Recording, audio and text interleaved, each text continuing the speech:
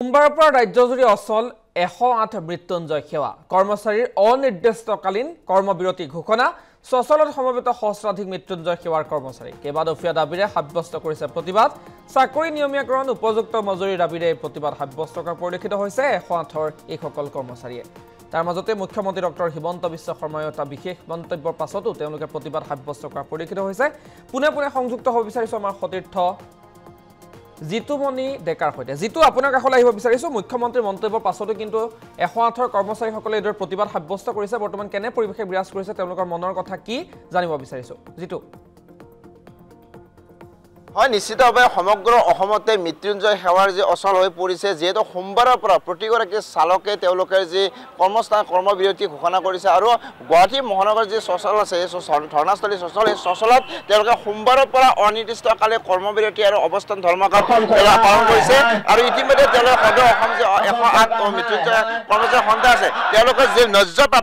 প্ৰাপ্তিৰ দাবীত তেওঁলোকে অসম চৰকাৰৰ বিৰুদ্ধে বিভিন্ন শ্লোগান দি বিভিন্ন প্লে কাৰ্ড লৈ তেওঁলোকে প্ৰতিবাদী কাৰ্যসূচী ৰূপায়ণ কৰিছে আৰু ইয়াৰ লগে লগে তেওঁলোকৰ যেহেতু মজুৰি বৃদ্ধি আৰু চাকৰি নিয়মীকৰণৰ যি দাবী আছে এই দাবী লৈ তেওঁলোকে বিভিন্ন সময়ত তেওঁলোকৰ প্ৰতিবাদী কাৰ্যসূচী ৰূপায়ণ কৰিছে আমি তেওঁলোকৰ পৰা কিছু মন্তব্য ল'বলৈ চেষ্টা কৰিম দাদা দীৰ্ঘদিন ধৰি আপোনাৰ প্ৰতিবাদী কাৰ্যসূচী ৰূপায়ণ কৰি আছে কি দাবী উত্থাপন কৰিছে হয় নিশ্চয় আমাৰ যিটো দাবী আছিলে এই দাবীখন চৰকাৰে মানি লোৱা নাই আৰু জীৱিকে EMI আমি আমাৰ যিখন দাবী আমি উত্থাপন কৰিছিলোঁ এইটো মানি লোৱা নাই আমি বহুত দীৰ্ঘদিনৰ পৰাই আমি ভুক্তভোগী হৈ আছে আমাৰ যিখিনি প্ৰাপ্য যিখিনি আমি চেলাৰী পাব লগা আছিলে আমি এইটো পোৱা নাই সেইকাৰণে আমি আজি বাধ্য হৈ পেলাই আজি ধৰ্মঘট বহিবলৈ বাধ্য হ'ল নিশ্চিতভাৱে তেওঁলোকে বাধ্য হৈ তেওঁলোকে প্ৰতিবাদী কাৰ্যসূচী ৰূপায়ণ কৰিছে গোটেই নিশাই আপোনাৰ প্ৰতিবাদী কাৰ্যসূচী ৰূপায়ণ কৰিছে মহানগৰী চচলত ন্যায্য প্ৰাপ্তিৰ দাবীত আপোনাৰ প্ৰতিবাদী কাৰ্যসূচী ৰূপায়ণ কৰ্মবিৰতি ঘোষণা কৰিছে যিহেতু যোৱাকালিৰ পৰা অৰ্থাৎ সোমবাৰৰ পৰা সমগ্ৰ অসমতে সমগ্ৰ ৰাজ্যতে আপোনালোকে কিন্তু আজি মৃত্যুঞ্জয় গাড়ী এই গাড়ী চলোৱা নাই কিন্তু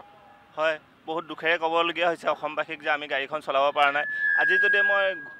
ৰাতিও ইয়াত আছোঁ মোৰ ল'ৰাৰ অসুখ হৈ আছে কিন্তু মই তাবো ইয়াত থাকিবলগীয়া হৈছে এইটো কাৰণে যে আমাৰ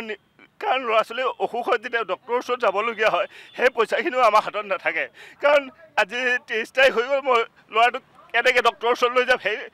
সেই আৱেগৰ কাৰণে মই আজি ৰাতিও ইয়াতে আছোঁ আল্টিমেটলি আমাৰ যোনখিনি প্ৰাপ্য সেইখিনি প্ৰাপ্য আমি পাবলৈ বহুত অসুবিধা হৈছে ঘৰখন এখন চলাবৰ কাৰণে আৰু সেইকাৰণে চৰকাৰলৈ এটাই দাবী যে আমাৰ যোনখিনি মজুৰি আমাৰ মজুৰিটো আমাৰ যেনে আমি ঘৰখন চলাব পাৰোঁ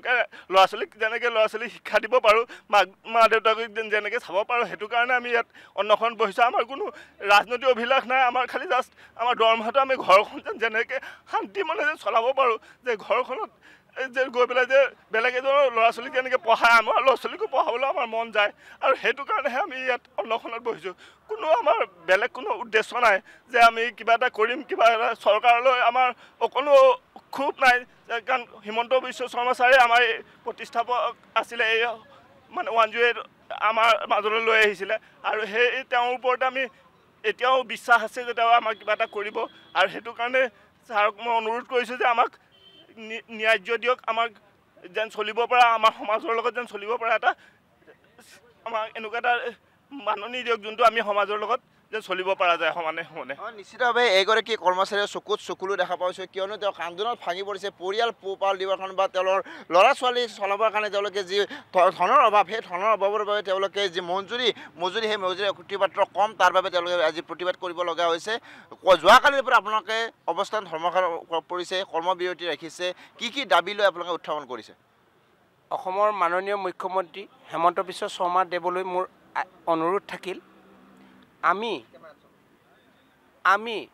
টোটেল মুঠ আমি 4000মান ল'ৰা আছোঁ আমি কাম কৰি আছোঁ প্ৰায় 17 বছৰমান আমাৰ কোনো পধ্যে আমাৰ ঘৰখন নচলে যিটো মজদুৰি দি আছে জীৱিকে আমাক দিম বুলি কৈ আমাক যি ৰাম ঠগন দি আছে সেইটোক ছাৰে যেন অকণমান চকু দি আগলৈ আমাক জীয়াই থাকিবলৈ অকণমান অপ্ৰাণ চেষ্টা কৰি দিয়ে এয়াই মোৰ অসমৰ মাননীয় মুখ্যমন্ত্ৰী হিমন্ত বিশ্ব শৰ্মা দেৱলৈ মোৰ আন্তৰিক শুভেচ্ছা আৰু সংগ্ৰামী সতীৰ্থবৃন্দসকলক লৈ মোৰ শুভেচ্ছা থাকিল।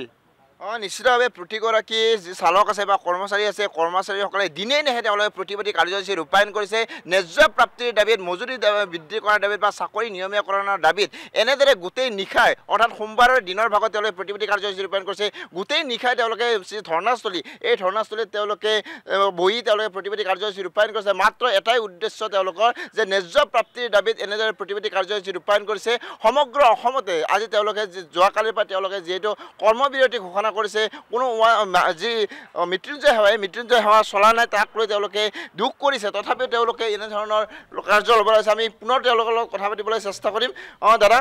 যোৱাকালিৰ পৰা আপোনালোকে প্ৰতিবাদী কাৰ্যসূচী ৰূপায়ণ কৰি আহিছে ন্যায্য প্ৰাপ্তিৰ দাবীত আপোনালোকে অসম চৰকাৰৰ বিৰুদ্ধে বিভিন্ন শ্লোগান দিছে কিন্তু মুখ্যমন্ত্ৰীলৈ কি আহ্বান আপোনালোকৰ মুখ্যমন্ত্ৰীলৈ এইটোৱে আহ্বান যাতে আমাৰ এই ৩-৪ হাজাৰ যি ল'ৰা আছে সিহঁতৰ পৰিয়ালখিনিয়ে যাতে অলপ ভাল কৰি মানে জীৱিকাটো নিৰ্বাহ কৰিব পাৰে সেইখিনিত মানে যিখিনি পইচা দিয়ে সেইখিনিত মানে পৰিয়ালখিনি আমাৰ ভালকৈ নচলে মানে আমাৰ ল'ৰা ছোৱালীক পোহপাল দিয়াত অসুবিধা হয় গতিকে মুখ্যমন্ত্ৰী মহোদয়ক আমি এইটোৱে অনুৰোধ জনাম যাতে আমাৰ ফালে অলপ চাই আৰু আমাৰ যি ৯ দফীয়া মানে দাবী আছিলে তাৰ মানে এটা হ'ল মেইন যে আমাক 12 ঘণ্টা মানে কৰ্ম কৰায় আৰু তাৰে 8 ঘণ্টাৰহে দৰমহা দিয়ে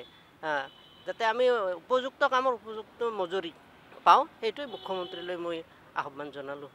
নিশ্চিত মুখ্যমন্ত্ৰীয়ে তেওঁলোকৰ আহ্বান ইতিমধ্যে তেওঁলোকৰ যি মূল দাবী দুটাৰ ওপৰত বহুকেইটা দাবী আছে ইয়াৰ মাজতে যোৱাকালি আমি কিছু কথা আপোনালোকৰ কথা পাতিছোঁ যে আপোনাৰ যিবোৰ মৃত্যুঞ্জয় সেৱা চলায় যিবোৰ এম্বুলেঞ্চ চলাই আহিছে সেই এম্বুলেঞ্চৰ কিন্তু বিভিন্ন ধৰণৰ প্ৰতিখন গাড়ীয়ে কিন্তু বিভিন্ন ধৰণৰ অসুবিধাৰ সন্মুখীন কৰে বা মেৰামতি কৰাৰ অতি প্ৰয়োজন হৈ পৰিছে বুলি কৈছে